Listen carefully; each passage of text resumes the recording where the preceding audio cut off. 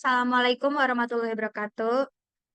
Di sini kami kelompok 3 akan mempresentasikan hasil diskusi kami terkait mata kuliah manajemen proyek TIK. Di sini sebelum kami mempresentasikan hasil diskusi kami, kami terdiri dari 5 anggota. Yang pertama ada Novi Ramadhani, yang kedua ada Rama Setiani, yang ketiga ada saya sendiri Dewi Amina, kemudian ada Kak Dina Fitri Ramayanti, kemudian ada Juwita Wilda. Next.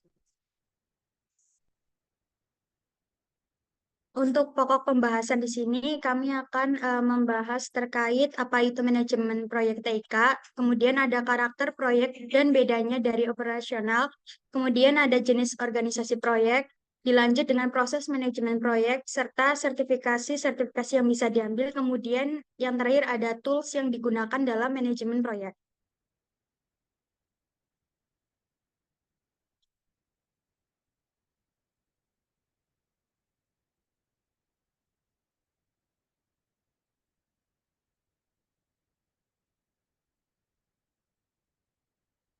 Apa itu manajemen proyek TIK?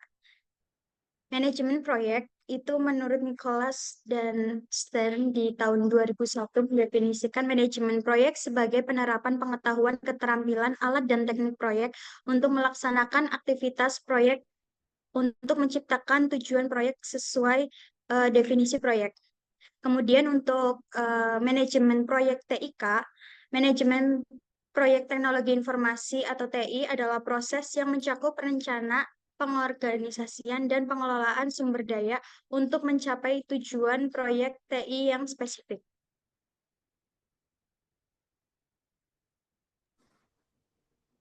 Yang selanjutnya ada karakteristik proyek. Yang pertama yaitu bersifat sementara, artinya proyek merupakan usaha dengan waktu terbatas untuk menciptakan nilai melalui produk.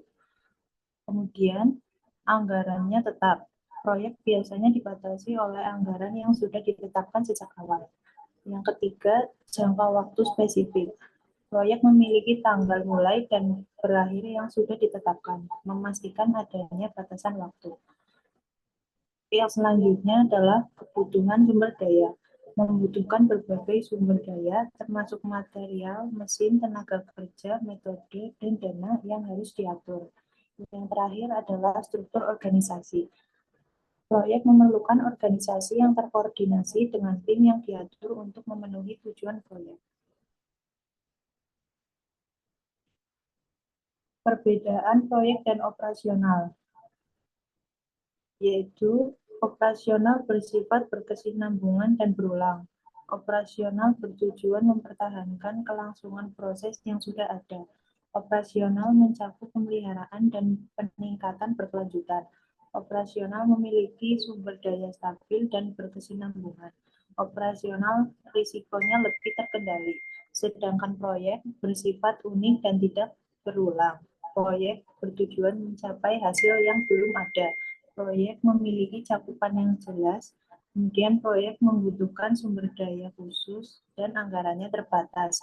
Yang terakhir, proyek memiliki risiko yang lebih tinggi.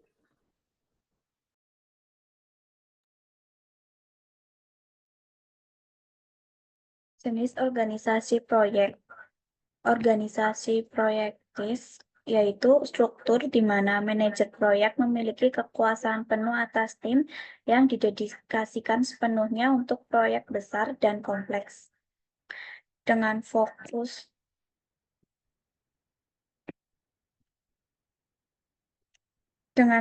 utama pada penyelesaian proyek. Yang kedua adalah organisasi fungsional.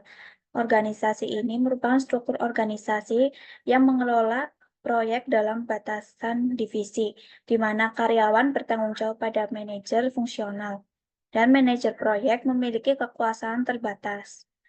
Organisasi fungsional cocok untuk proyek yang kecil atau rutin. Yang ketiga adalah organisasi proyek matriks, yaitu organisasi yang menggabungkan elemen fungsional dan projektis, di mana tim memiliki banyak atasan dengan variasi kekuasaan manajer proyek. Organisasi proyek matriks cocok untuk proyek yang berkompleksitas sedang hingga tinggi, yang melibatkan lintas fungsi.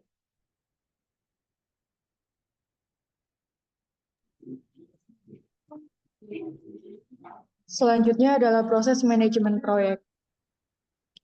Di mana yang pertama yaitu ada proses inisialisasi atau initiating process, yaitu memberikan gambaran global, menentukan kelayakan, membuat project charter, dan mengidentifikasi pemangku kepentingan yang terlibat. Kedua, ada perencanaan atau planning, yaitu adalah proses untuk mendetailkan definisi proyek dari inisiasi, menetapkan WBS, timeline, anggaran, alokasi sumber daya, dan rencana rinci mencakup cakupan, waktu, biaya, kualitas, risiko, serta komunikasi. Kemudian yang ketiga yaitu adalah tahap pelaksanaan atau execution, di mana pada tahap ini melibatkan penggunaan sumber daya untuk mencapai tujuan sesuai rencana, dengan manajer proyek memimpin tim, memantau kemajuan, dan mengelola perubahan melalui manajemen perubahan. Kemudian yang keempat yaitu adalah pengawasan dan pengendalian atau monitoring dan controlling, yaitu mengukur pelaksanaan proyek, mengelola perubahan, memastikan kualitas, serta memantau jadwal dan anggaran dengan tindakan korektif diambil jika ada penyimpangan dari rencana. Kemudian yang terakhir adalah tahap penutupan atau closing, di mana tahap penutupan proyek mencakup penyampaian laporan hasil, evakuasi untuk lesson learned atau pembelajaran, pengarsipan dokumentasi, dan pengakhiran penugasan tim proyek. Kemudian ada sertifikasi untuk manajemen proyek, yaitu yang pertama ada PMP atau Project Management Professional, yaitu sertifikasi global dari PMI yang mengukur kompetensi dalam memimpin dan mengelola proyek. Kemudian selanjutnya ada Scrum Master Certified atau CSM, yaitu sertifikasi dari Scrum Alliance untuk individu yang berperan sebagai Scrum Master dalam proyek Agile.x. Kemudian selanjutnya ada CAPM atau Certified Associate in Project Management, yaitu sertifikasi tingkat pemula dari PMI untuk individu yang baru memulai karir di manajemen proyek. Kemudian selanjutnya ada PRINCE2 atau Projects in Controlled Environment, yaitu kerangka kerja manajemen proyek populer di Eropa yang fokus pada metodologi berbasis proses. Kemudian yang terakhir ada CSP, yaitu Certified Scrum Professional, adalah sertifikasi tingkat lanjutan dari Scrum Alliance yang dirancang untuk individu yang telah memiliki pengalaman signifikan dalam menggunakan metode Scrum.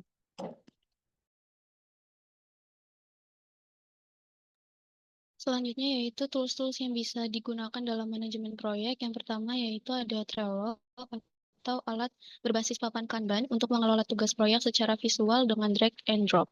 Lalu selanjutnya ada Asana, yaitu platform kolaborasi yang membantu tim dalam merencanakan, melacak, dan mengelola proyek dengan to-do list dan timeline. Lalu yang ketiga ada Microsoft Project, yaitu software manajemen proyek tradisional dengan fitur Gantt charts untuk perencanaan, pelacakan, dan penjadwalan proyek.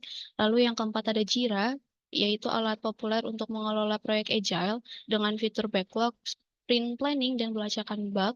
Lalu selanjutnya ada monday.com, itu untuk platform manajemen kerja yang menawarkan pelacakan tugas, visualisasi proyek, dan integrasi dengan berbagai tools. Lalu yang terakhir, yaitu ada Slack atau alat komunikasi tim yang memungkinkan kolaborasi cepat melalui pesan dan integrasi dengan berbagai tools manajemen proyek.